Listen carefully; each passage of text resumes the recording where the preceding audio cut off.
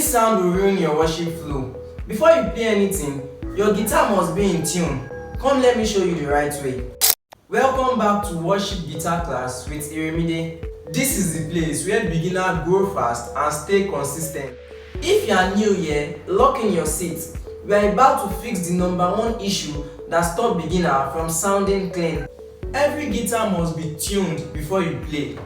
If your guitar is out of tune, your chords will always sound wrong, even if you are playing the correct chords. The standard tuning of the guitar follows this order, from the thickest string down to the tiniest string. Now let me quickly take you to our previous class where we discussed about the names of each string.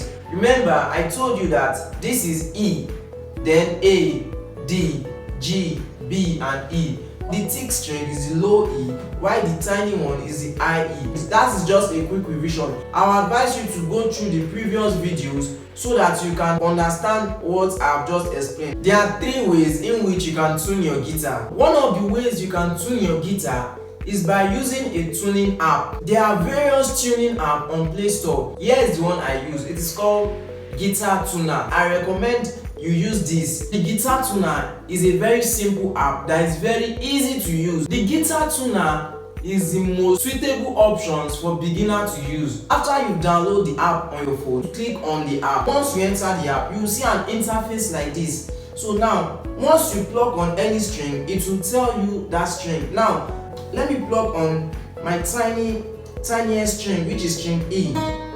Now, as you can see what it's showing here, it's telling me that I should tune it up a little bit. So now I'll keep on adjusting my tuning peg till this thing tells me that it is correct. So this is the simplest one. So let's do it very quick.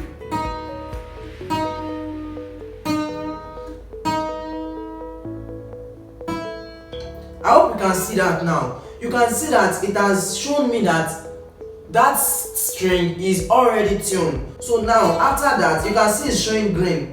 I'm going to move on to the next one, which is the B string. You can see what is showing me here now. It's telling me that I should tune it up. So I'll do the same for all of the strings.